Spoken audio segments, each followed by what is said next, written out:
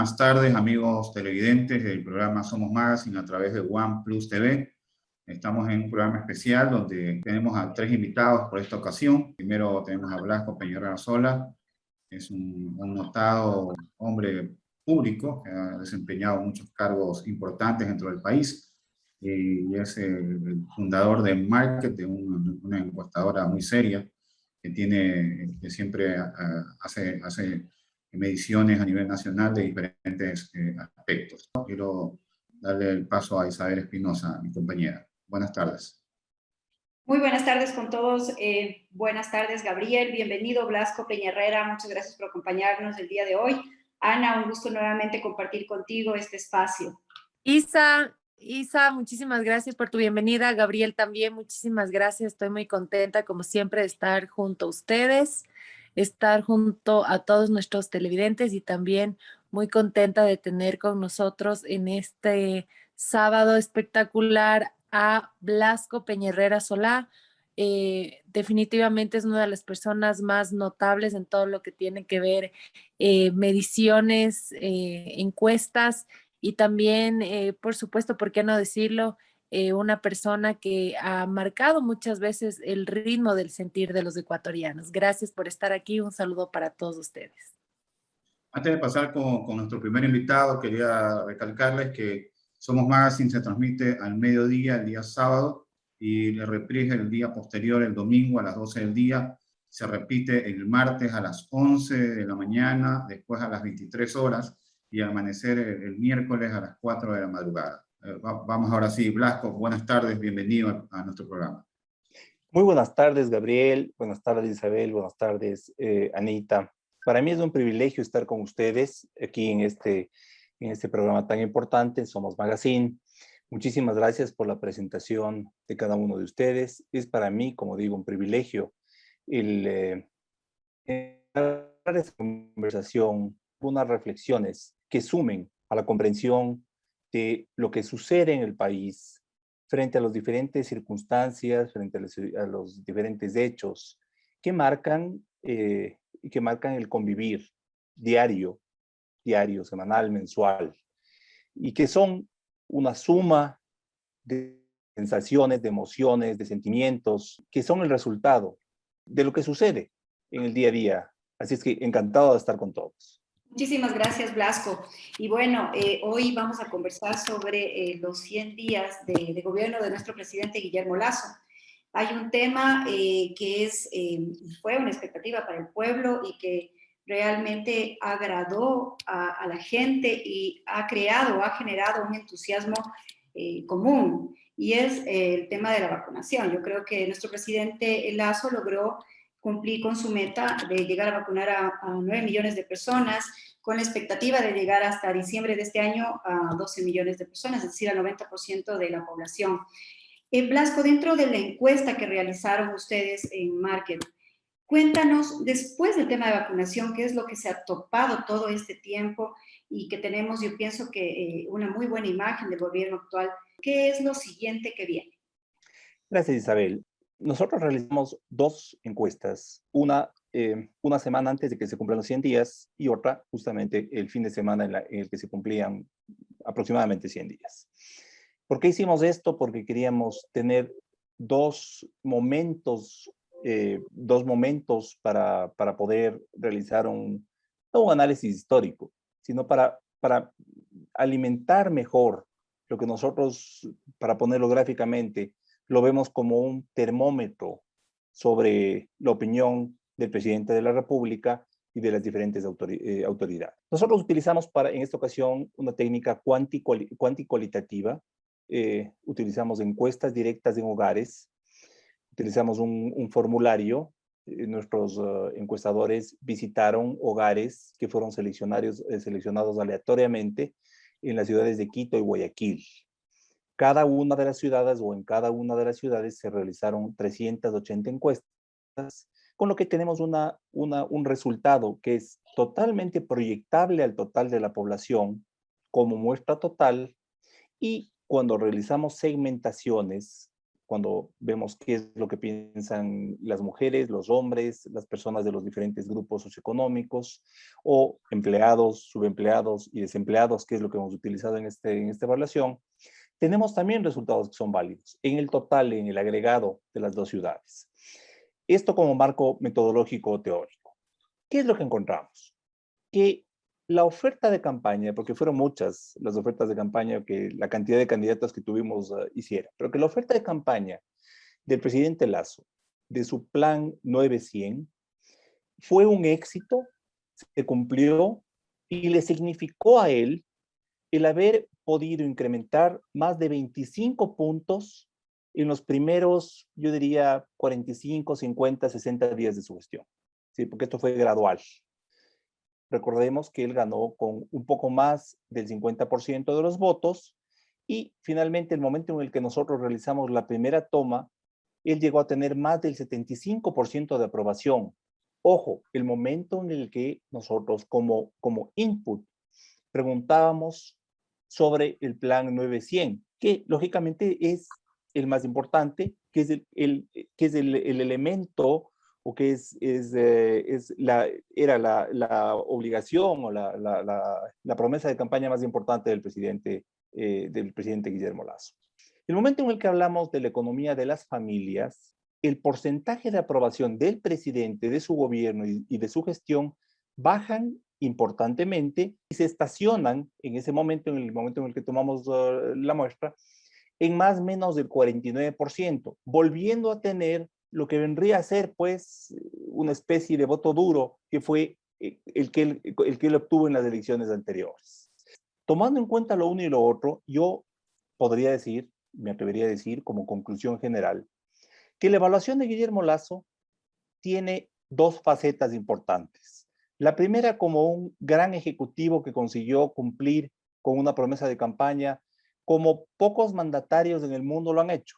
Y que el momento en el que entramos a solucionar temas muy complejos que tienen que ver con la economía, que tienen que ver con la seguridad, que tienen que ver con lo que vivimos, porque todos tienen todos están conectados por un mismo, vamos a decir, tienen un hilo conector.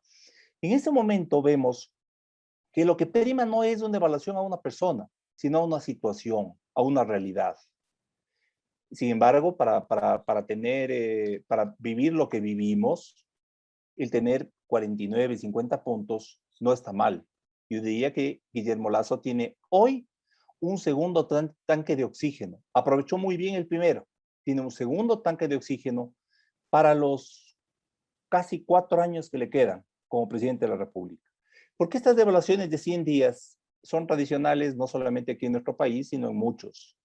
Pero es un periodo muy corto en el que uno lo que tiene, o lo que generalmente los mandatarios hacen es entregar un quick win, un tema de ganancia rápida. Pues bueno, él aprovechó, se posicionó y ahora sí comienza, yo no diría que el segundo tiempo del partido, ahora sí comienza el partido.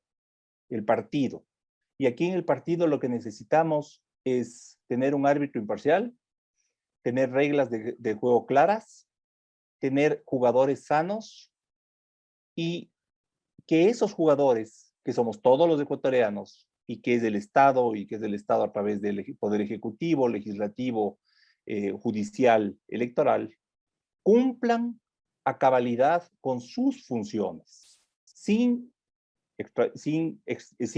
sobreponerse, sin extralimitarse, respetando el marco constitucional y legal vigente, sin perseguir, sin satanizar, sin mirar por los retrovisores, porque si es que seguimos mirando por los retrovisores, cosa que lamentablemente pasó hasta hace poco, nos estrellamos. Tenemos que ver hacia adelante. Tenemos que ver hacia adelante y lo que sucedió antes simplemente tiene que quedar como una lección que tenemos que aprenderla para no volver a caer en esas mismas equivocaciones. Muchísimas gracias por todos estos datos de información que nos has proporcionado. Me parece demasiado interesante conocer cómo es el sentir de la gente frente a los 100 primeros días del gobierno del presidente Lasso. Yo quisiera preguntarte, tú viendo la perspectiva, un poco la tendencia que van teniendo estos números, ¿cómo crees o de qué forma crees que pueda afectar positiva o negativamente, digamos, hasta finalizar este primer año de gobierno? Mira, lo que tú mencionas es muy importante, porque estamos viviendo ya meses de fin de año. ¿Qué es lo que sucede en fin de año? En fin de año, el fin de año, ¿sí? Los meses de octubre, noviembre y diciembre, son meses que viven del comercio, de la actividad comercial. Estos 3 meses en este año, lamentablemente no son, pues, evidentemente iguales a otros, pero como no se ha logrado despegar del todo, como ha habido un proceso, un proceso de falta de liquidez en la economía, porque indudablemente estamos viviendo una depresión, porque tenemos varios trimestres de crecimiento negativo de los indicadores del crecimiento de la economía, y estamos viviendo también un proceso de deflación, es decir, que el precio de los productos ha bajado, pero no porque haya mayor oferta de productos, sino porque no hay circulante. Pero eso hace que gastemos menos. Y en el momento en el que gastemos menos, el motor de la economía, en lugar de ir a 80 o a 100, el motor de la economía baja a 40 o a 30.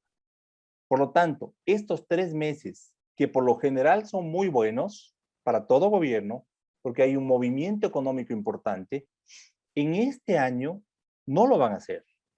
Como ecuatoriano, como analista, estando totalmente consciente, Anita, Isabel y Gabriel, de que todavía tenemos varios meses que vamos a pasar momentos complicados, que esto no se soluciona de la noche a la mañana. Así es que sí, vamos a tener todavía turbulencia, vamos a tener todavía unos meses de subidas y bajadas, y ahí es cuando tenemos que ver, y ahí es cuando tenemos que apostar a la capacidad que tenemos los ecuatorianos de sentirnos unidos, de saber que este es un proyecto, el Ecuador es un proyecto de todos, que tenemos que finalmente sacar adelante nuestro país juntando los esfuerzos de cada uno de nosotros, de que quienes tenemos más, porque hemos tenido la bendición de tener educación, de tener empleo, de poder hacer empresa, tenemos que trabajar más, tenemos que dar ejemplo, tenemos que producir más, tenemos que aprovechar cada minuto del día, tenemos que reinventarnos y diversificarnos. Si es que tenemos que volver a comenzar, tenemos que volver a comenzar. Es la única manera, realizando esta especie de alianza ética entre todos nosotros, exigiendo, por supuesto, que el Poder Ejecutivo cumpla con el establecimiento de políticas públicas que no generen, que no sean recesivas, que no vayan en contra de los intereses de la mayoría, exigiendo que la Asamblea Nacional cumpla con su función, que es la de legislar y la de fiscalizar en bien del país. Perfecto, agradecemos mucho tu presencia, Blasco. Estamos muy contentos que hayas estado aquí con nosotros. Es un invitado que siempre da luces para que nosotros tengamos un mejor conocimiento de todo el espectro que es la política y también con los números. Quiero agradecerte y también quiero invitarte para una nueva ocasión. Nos acompañes en el programa Somos Magas. Con todo gusto, Gabriel, Isabel, Anita, encantado de haber estado con ustedes y siempre a las órdenes. Gracias. Muchas gracias. Fue Blasco Peñarera Solá, estuvo con nosotros en esta primera parte de Somos Magazine a través de OnePlus TV. Ahora tenemos ya la siguiente invitada, que es Mayori Chávez, que es asambleísta del Partido Social Cristiano y ella es parte de la Comité de Ética. Tiene un trabajito bastante fuerte en la asamblea, porque lo que más se necesita ahí es ética. Estoy impresionado de ver tu perfil, ¿no? Empresaria, emprendedora, política, comunicadora, maestra, activista de temas de género y política de 38 años, economista y abogada. ¿Qué más? He pasado el tiempo estudiándolo. Realmente, gracias. felicitaciones y bienvenida. Somos es un programa que se transmite los sábados al mediodía, y la repetición es el domingo al mediodía también, y el martes también a las 11 de la mañana y a las 23 horas, y el miércoles al amanecer a las 4 de la mañana. Los que quieran conectarse lo pueden hacer a través de www.oneplus.tv, o si no a los abonados de Extreme en el canal 14, los abonados también de CNT el 14, por Claro el canal 14, el 514 también. Y también por todas las redes sociales también nos pueden seguir. Ahora sí, bienvenida Mario, y gracias por aceptar esta invitación. Y bueno, lo primero, tenemos que analizar este poco tiempo de la Asamblea, pero que ya se ven muchas cosas que hacen hablar al país, sobre todo de cosas que tengan que ver justamente con la parte que tú estás integrando, que es una comisión muy importante, que es la ética. Bienvenida. Muchas gracias, Gabriel. Un abrazo, Anita, también Isabel, y a toda su audiencia, por supuesto, un abrazo. Gracias por la entrevista. Efectivamente, ya hoy ya hemos cumplido 4 meses. 4 meses, y lamentablemente pues el trabajo legislativo se ha desvirtuado por todos los casos de corrupción y presuntos otros casos, ¿no? Porque todavía hay unos que no se han materializado, por así decirlo. Lamentablemente no solo son estos casos, sino también hemos tenido declaraciones, en fin, es decir, varias actitudes y comportamientos que constriñen la ética política, la moral pública, y que en su momento no se les dio la importancia necesaria. Recordemos que cuando la asambleísta Cerda nos mandó a robar bien, pero que no se dejen ver las cosas, pues 92 asambleístas no quisieron hablar de ética. Y hasta me amenazaron por los pasillos de la Asamblea Nacional cuando yo pedí a través de una resolución que renuncie. Hoy, más que nunca, vemos que sí era importante hablar de la ética, y permanentemente, y además, pues, exigirle la renuncia en su momento. De hecho, yo sigo pensando que es lo correcto, porque si uno comete un error, pues tiene que actuar de acuerdo a la investidura que nos ha dado el voto popular, y en este caso, pues, se debió renunciar. Y los otros casos que estamos manejando en el Comité de Ética están en proceso. Estamos en la etapa, el día de mañana calificamos las pruebas, así que esperamos poder dar pronto una respuesta a la ciudadanía. Y se vienen muchos casos más. Algunos nos llega la información al Comité de Ética, pero pues ya se han anunciado, ya hay bancadas que han también manifestado su posición frente a estos nuevos casos, así que esperamos que lleguen y poder seguir el debido proceso. Bienvenida, primero, un gusto conocerte, gracias por acompañarnos en nuestro programa Somos Magazine. Realmente es una lástima ver cómo se empaña el nombre de la Asamblea en tan corto tiempo, como tú dices, después de un arduo trabajo. Yo tengo una inquietud, y es por qué ahora que el pueblo está con una expectativa, está positivo, está con ganas de ver cosas buenas, y de repente viene esto que nos cambia un poco el camino por el que estábamos andando y nos preocupa. ¿Por qué no existe antes de la candidatura de los asambleístas, un filtro en donde podamos revisar si tiene o existe algún proceso o alguna deuda pendiente con el gobierno, para que poder obviar este tipo de problemas que seguro vienen en el camino? Bueno, sí existen. Recordemos que necesitamos, para ser candidatos, presentar documentos que prueben que no tenemos deudas con el Estado, por ejemplo, en algunos casos. Y, por supuesto, pasa por la responsabilidad de los partidos políticos, que deben elegir a mejores cuadros. Recordemos además que ahora pues se votó por listas, es decir, si era responsabilidad absoluta de los partidos políticos saber a quiénes pusieron en los primeros puestos de sus listas, ¿verdad? Y tienen que dentro de estos partidos existir filtros pues más rígidos y elegir a los mejores hombres y mujeres, y que además esta elección responda a un trabajo que respete los procesos, que respete la trayectoria, a un trabajo de militancia, de gente que realmente esté capacitada para hacerlo, que responda a la meritocracia, esto que pues es tan necesario en nuestro país, pero que lamentablemente pues no se cumple en todos los casos. Sí que pasa por la responsabilidad de los partidos políticos y bueno, hay también diferentes herramientas. Necesitamos presentar certificados de no deber al Estado y demás, pero bueno, lamentablemente pues vemos que esto no ha sido suficiente en su momento. Así que esperemos que se aprenda de lo ocurrido y en los siguientes procesos electorales los partidos políticos elijan mejores los cuadros para poder dar a la ciudadanía pues mejores opciones y no tener lamentablemente casos como este.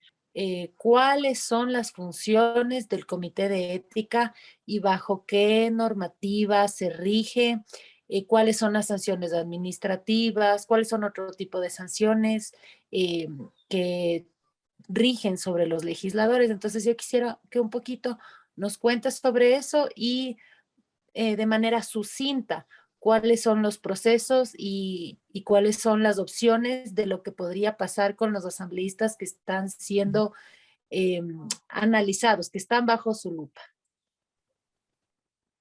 Muchas gracias, Anita. Un gusto igual verte y gracias por las referencias. Efectivamente, el Comité de Ética no existía antes, existe desde noviembre del año pasado y este comité pues está integrado con la finalidad, entiendo yo, de que se controle efectivamente que los asambleístas en funciones no tengan actividades dentro de su vida pública como en su vida privada que constriñen la ética pública, que dan una mala imagen a la Asamblea Nacional. Debo decir también que con los casos que hemos visto en este corto periodo, también hemos evidenciado una débil estructura legal sobre el mismo. Es decir, cuando la asambleísta Cerda pues dijo que roben bien y que no se dejen ver las cosas, el Comité de Ética estaba con una camisa de fuerza y no podíamos actuar. No podemos actuar de oficio y solo podemos trabajar en las prohibiciones que están establecidas en el artículo 127 de la Constitución, que son las mismas que están en el artículo 163 de la Ley Orgánica de la Función Legislativa. Son varias, pero en definitiva hablamos, por ejemplo, pues de cobrar por tus servicios públicos, gestionar puestos, coimas, es decir, está claramente tipificado estas prohibiciones, pero se nos quedan muchas en el aire, como por ejemplo este primer caso que mencioné, el del asambleísta Cerda. Estas declaraciones no se incluían en el trabajo del Comité de Ética y nos encontramos con una camisa de fuerza. Esta camisa de fuerza, pues lo que nos permitía era remitirlo al Consejo de Administración Legislativa, que podía sancionar, en este caso fue una sanción leve de 1 a 8 días, por haber dañado la imagen institucional.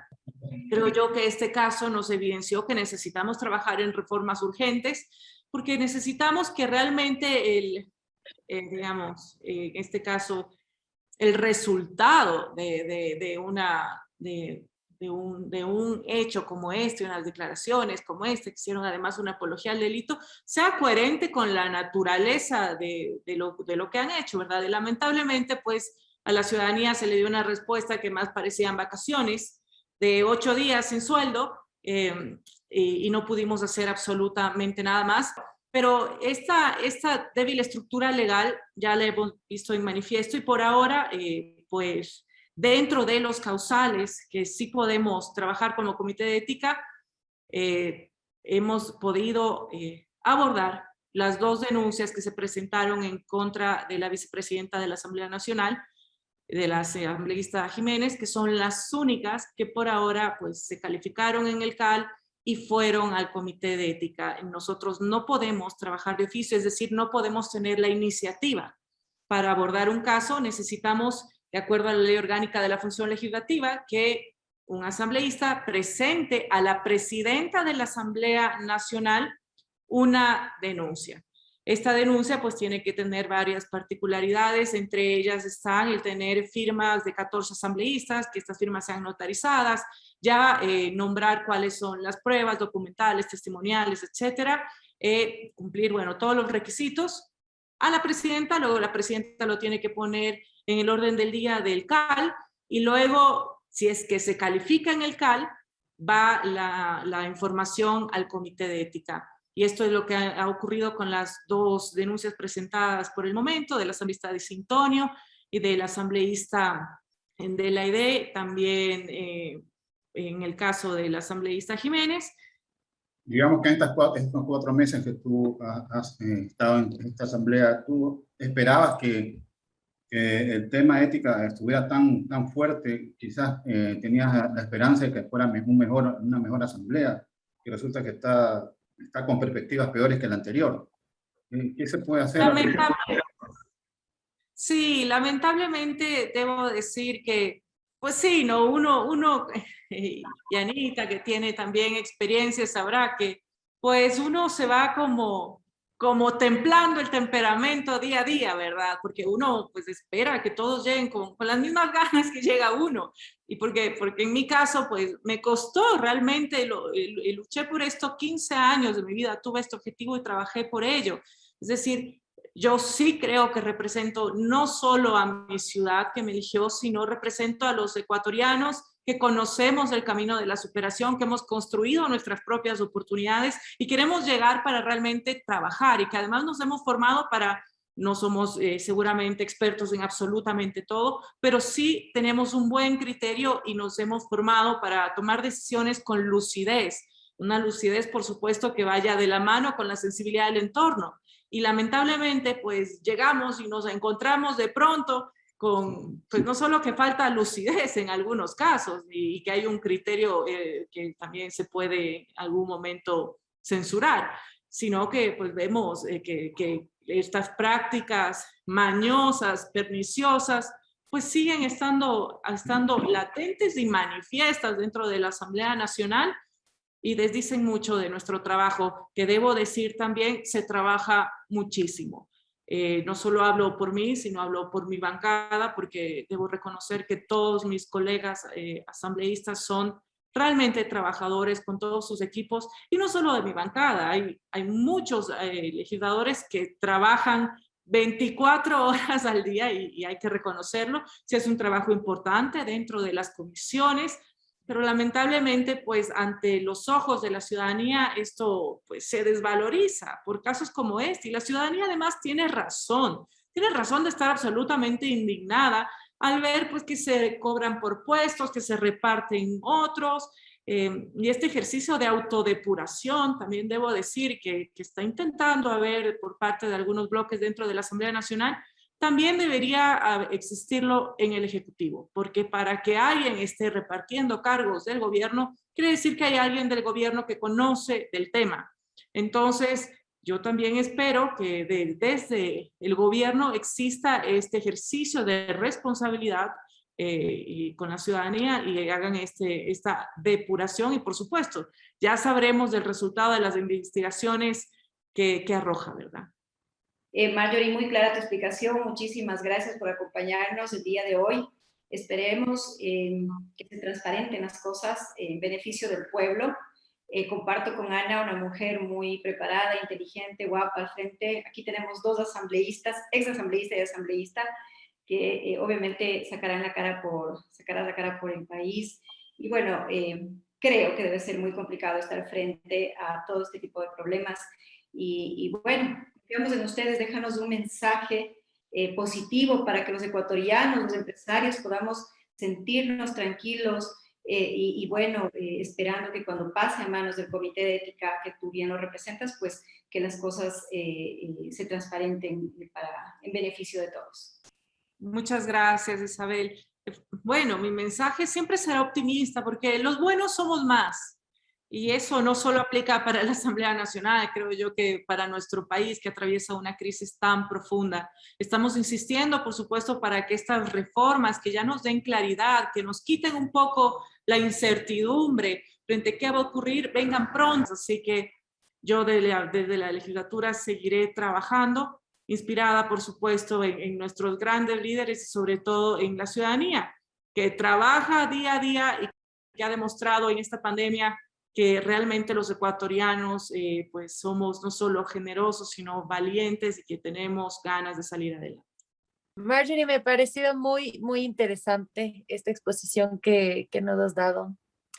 Yo lo que te puedo decir es que generalizar no está bien y tal vez la asamblea como tal no tenga una buena imagen. Incluso mucha gente no pudo haber visto con buenos ojos esa coyuntura legislativa que hubo al comienzo de esta Asamblea Nacional entre la bancada del Partido Social Cristiano y la bancada liderada por el expresidente Rafael Correa. Pero lo que yo puedo ver de tu trabajo y tú como persona, Marjorie Chávez, es algo que me representa, que me hace sentir orgullosa y que yo espero que llegues muy lejos, que sigas adelante y que por favor siempre veles por buscar las soluciones de los problemas tan urgentes que tenemos todos los ecuatorianos para que ni una sola familia se separe por esta necesidad de buscar un trabajo, de tratar de cruzar una frontera. Hemos visto cuadros desgarradores y eso de todo corazón como madre y como ecuatoriana te encargo. Muchas gracias, Anita, Isabel y Gabriel y a toda la audiencia. Gracias a ti por estar con nosotros en el programa Somos Magazine a través de OnePlus TV. Marjorie Chávez estuvo con nosotros, asambleístas del Partido Social Cristiano y miembro del Comité de Ética de la Asamblea. Un trabajo durísimo, como decíamos hasta ahora, pero es evidente, es obvio, en la Asamblea no todo es malo, sino hay gente que trabaja a beneficio del país. Así que démosle chance a las personas que están haciendo eso y apoyémoslas completamente, y ese es el papel de nuestro programa, Somos Magazine, apoyar a las personas como Marjorie. Vamos a tener nuestro tercer invitado, es el ex vicepresidente de la República, Otto Sonnenhorner, quien aceptó nuestra invitación. Vamos a hablar con él también sobre los 100 días, bueno, son más de 100 días, pero vamos a tocar sobre todo eso con él también para que nos dé un poco de claridad sobre lo que el país debe pensar, debe creer de este tiempo que ha estado el gobierno, y no solamente el gobierno, sino la Asamblea, en sus papeles, en sus roles, cuáles han estado mejor distribuidos y mejor realizados hasta ahora, y todavía están, ambos tienen un duro camino todavía que recorrer. Recordemos que Somos Magazine se transmite los días sábados a las 12 del día, se reprisa el domingo a las 12 del día también. También se repite, tiene una repetición el martes a las 11 y a las 23 horas. Y por último a las 4 de la mañana del miércoles, que es dirigido a las personas, a los ecuatorianos que están en Europa y que tienen la oportunidad de vernos a esa hora. En todo caso, ya tenemos aquí a Otto Sonnenhorner. Otto, buenas tardes, gracias por estar con nosotros, gracias por aceptar esta entrevista. Él ingresó al gobierno de Lenín Moreno en una etapa de coyuntura, una etapa difícil, complicada, muy difícil. Se tuvo que bajar con una situación dificilísima que fue el inicio de esta pandemia, donde no se sabía qué era esto, y todos estábamos debajo de la cama al principio porque no se sabía qué era. Ahí estuvieron ahí poniendo los pechos a las balas, y de repente con una valentía asombrosa en todas las partes del país, ayudando, apoyando, recorriendo el país. Realmente fue una actuación realmente muy valiosa para el país. Gracias por estar aquí con nosotros, Otto. No, gracias, Gabriel, y gracias por tus palabras. Así toca cuando uno asume una responsabilidad de ese tipo. Eso implica servir más allá del deber, ¿no?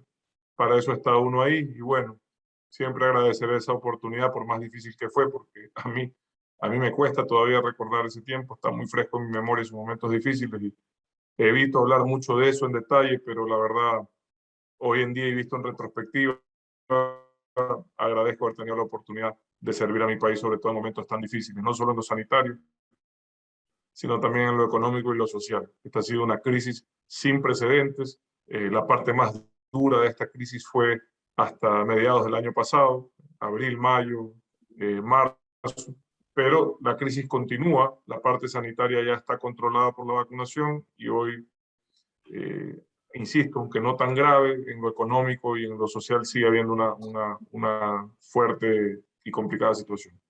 Bienvenido, es un orgullo tenerle con nosotros, Otto. Yo soy una ferviente admiradora Creo que es una de las personas más humanas que conocimos en un momento tan crítico, tan difícil que vivió no nuestro país, sino el mundo entero. Así que mi familia, yo nos unimos a las palabras de Gabriel, pues una persona en la que nos veíamos y veíamos una esperanza en medio de tanto lodo, de tanta preocupación. Bienvenido, muchas gracias por aceptar nuestra invitación. Otto, ¿cómo estás? Es un gusto poder estar en este diálogo contigo. Siempre es un gusto volver a verte. No te reconocí, ¿cómo te va? Qué gusto saludarte. Hola, Anita, qué gusto verte, qué gusto saludarte. ¿Cómo estás? Igual, bien, bien, gracias, Otto. Qué gusto verte. Yo siempre te sigo en redes sociales y me da gusto siempre verte a ti, verle a tu esposa que tiene esta labor súper chévere con el tema de la Ella es siembra. una dura de las redes sociales. Ah, sí, sí, sí, yo siempre le sigo. Claro. Y bueno, a mí me habría también gustado, aparte de verles en las redes sociales y en el trabajo, que siguen haciendo ese trabajo social, me habría gustado verte en la papeleta, pero tú creo que tomaste una decisión muy salomónica, por así decirlo, por el bien del país. Creo que con ese liderazgo, con el trabajo que hiciste, porque quienes sabemos y conocemos de cerca el trabajo que hiciste, sabemos que fue bastante patriótico. En el pico más altísimo de la pandemia estuviste ahí liderando y, y ya eso habla muy bien de ti, ¿no? Yo lo que sí quisiera saber y quisiera que nos cuente Otto Sonnenholzner es si es que piensa en algún momento estar su nombre, su foto en una candidatura, en una papeleta, ya sea en el ámbito nacional o en el ámbito seccional, en la provincia del Guayas, la ciudad de Guayaquil. Esa es mi primera pregunta. A ver, en mi caso, mira, esto no es un tema de deseo. Yo tengo mi vida, de hecho, desde antes de la vicepresidencia, yo pude asumir este desafío porque mi vida está resuelta en lo familiar, en lo personal, en lo económico, y podía hacer este esfuerzo de dejar de lado mis responsabilidades empresariales y en algo también las familiares. Lo pude hacer porque tengo una esposa extraordinaria que hizo un trabajo, pues como siempre, admirable con mis hijos. Pero el sacrificio de dejar el hogar para irse a la política es grande también en función de quienes tenemos hijos pequeños. Te pasó a ti también, entiendo, Ana, ¿verdad? Entonces, eso es algo que en lo personal no es un deseo, pero como ecuatoriano sí es un deber. Es decir, si las circunstancias están dadas para que tú seas quien tenga que participar y tratar de impulsar un proyecto que saque al país adelante, es un deber. Para mí es así, o sea, no es que yo he soñado de niño, ni que es una aspiración de mi vida, no. Yo todas las aspiraciones de mi vida las he cumplido, ¿ya? En lo empresarial, en lo familiar, como siempre yo digo, tengo 3 hijos sanos, una esposa que me quiere, y el resto es cuento. Entonces, pero asimismo, la única aspiración posiblemente que no está cumplida y que es común de todos los ecuatorianos es que nuestro país sea un mejor país.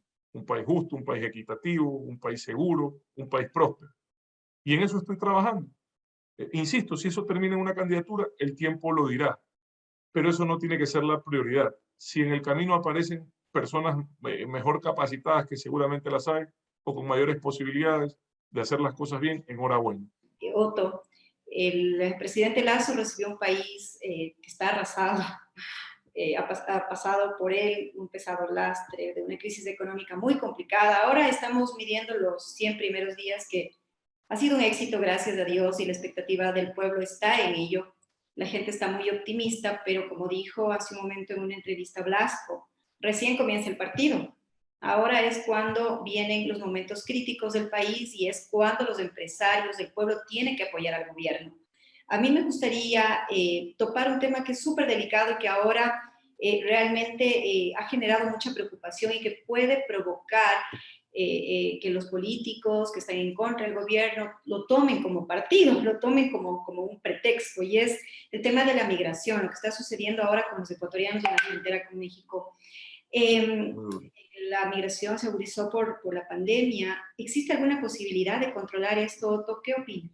La crisis de la pandemia es global. Hay 500 millones, casi entre 500 y 600 millones de personas que han perdido el empleo y o han retrocedido a niveles de pobreza.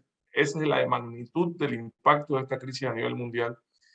Pero sí tengo que decirte que la parte más dura de la crisis fue el año pasado en lo económico. Desgraciadamente este modelo irresponsable, opaco, demagógico, yo ya sabía cuando entré a la vicepresidencia, dejó un país en soletas, sin reservas, se burlaron de la necesidad de tener fonditos, se burlaron de la necesidad de tener disciplina fiscal y pusieron en riesgo inclusive el modelo de dolarización por ese comportamiento irresponsable con las finanzas públicas.